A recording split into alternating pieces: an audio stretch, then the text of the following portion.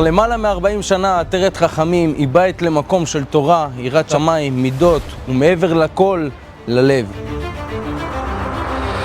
בלב כל זה עומד אדם אחד, שעוצמתו התורנית ואהבתו הבלתי מתפשרת לכל יהודי ועיצוב כל הדורות הוא מורנו ורבנו הרב חיים רבי שליט"א. כבוד ידיד נפשי, הגאון הגדול, מקים עולה של תורה, שקדן גדול, לומד, פוסק הלכות, רבי חיים רבי שליט"א.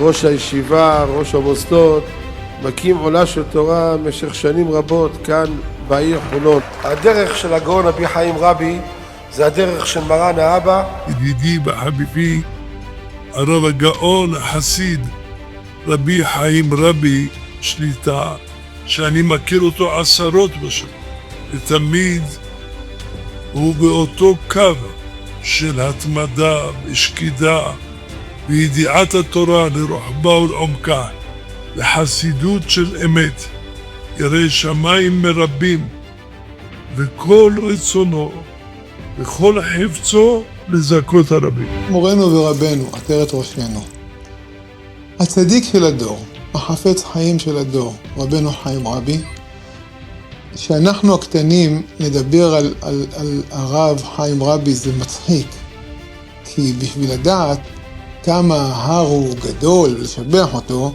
להכיר את העוצמות שלו, צריך להיות יותר גבוה ממנו, אז זה לא שייך. אני אחד מבוגרי הישיבה, וכל מה שיש לי היום זה הכל בזכות המקום הקדוש הזה. אני כבר 40 שנה נמצא במקום הזה. ברוך השם, המקום הזה קידם אותי מאוד, עד כדי כך שהיום אני זוכה להגיד פה שיעורים בבית המדרש יום יום. מורנו ורבנו הרב חיים, שהוא מזכה את הרבים פה בחולון, מגדיל את התורה בצורה פלאית. כל החרדים שיש בחולון זה נזקף לזכותו. אני זוכר עוד שהוא היה אומר, שהיו באים לתרום לו, הוא היה אומר, אל תיתנו לי, תיתנו לצדקה, אני לא נותן בשביל, אני לא עושה את התורה שלי בשביל כסף. גם אני זכיתי להיות מלומדי בית המדרש, עטרת חכמים, ינקתי מהרב תורה. הרב חיים, תדעו לכם, הוא לא מחפש פרסום, אני לא רוצה פרסום, אני לא רוצה כלום, אני רוצה לשם שמיים. אני זוכר שמורנו ורבנו, אני שמח כל כך, זה זכות, היום אני מבין כמה התלהבתי עם מורנו ורבנו. מורנו ורבנו דיבר עם ההורים שלי, הרבה שלי בכלל לא הסכימו. שאני אכנס לישיבה, ובטח שלא לעזוב את הלימודים, ולעזוב את הכדורגל וכל הבלגן.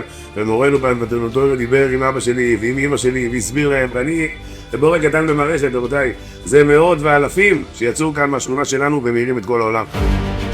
עם למעלה מ-400 רבנים, ראשי קהילות, מנהיגי מוסדות, מזכי הרבים בארץ ובעולם. המדובר הוא ככל הנראה באחת מהקהילות הגדולות ביותר בעולם. ההצלחה האדירה הזו והיקפי העצומים הם בראש ובראשונה בזכות מורנו ורבנו הרב שליט"א, שהוא אחד מגדולי הפוסקים בדעת מרן הרב עובדיה זכר צדיק לברכה. אולם הרבה מעבר לכך, בזכות משנתו הייחודית ודרך קירוב הרחוקים שבה ייסד ודרכה חינך את רבבות תלמידיו. אהבה ללא פשרות, אורך רוח ושלוות נפש המלווים כל עלייה בסולם הערכים. אני אוהב לבוא לכאן כי הרבנים תמיד אוהבים אותנו.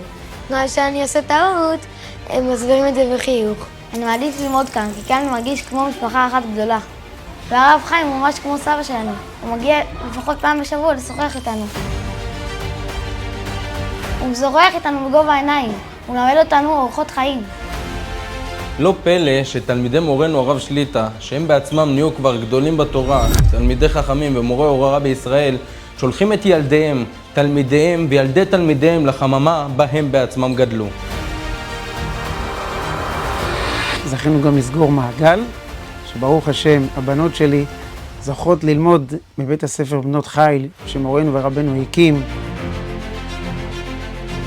כאן בתלמוד תורה של בני תורה, בנציאות של מורנו הרב חיים רבי שליט"א, המוסדות שלנו מחנכים בדרך אהבה, חיבה ושמח בכיתה.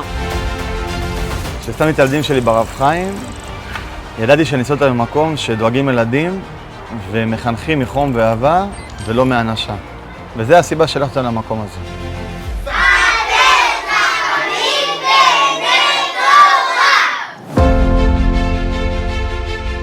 המוסדות המוסדות הללו הם מוסדות תורה, חסד, חינוך וזיכוי הרבים. אולם יותר מכל הם התזמורת של השם יתברך, מקום של שלווה, תורה, אהבה ואחווה והצלחה. אין פלא לכך שהישועות להם זוכים השותפים הנאמנים הם דבר יום ביומו.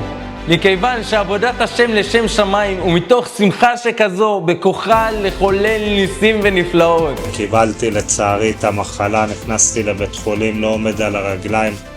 עשו עליי תפילות גדולות שאני מוכן להישבע שאני הרגשתי את התפילות האלה שהם ינתנו לי את הכוח לעמוד על הרגליים.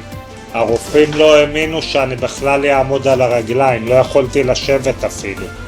כמה אני חייב למקום הזה, למורנו הרב שליטה, לרב אליהו שליטה, כל מה שיש לי, כל הטוב שיש לנו. יום למחרת שעשינו את התפילה עם השם שלו פה בכולת בעטרת חכמים, קיבל בשורות שהסרטן בגב, לא צריך לעשות ניתוח, ראינו ניסים, חי וקיים ברוך השם, היום מתפקד. כבוד הרב מוביל אותנו ומדריך אותנו כבר שנים טובות וארוכות. העסק שלנו, תודה לאל, מנוהל לרוח הרב. זה לא רק זכות, אלא ברכה ממשית מעל הטבע, מעל הטבע. ראינו ניסים וברוך השם, נולדה ילדה בריאה ושלמה. עטרת חכמים, מעצמה של תורה, חינוך וחסד, עוצמה של אהבה, אהבת השם ואהבת ישראל.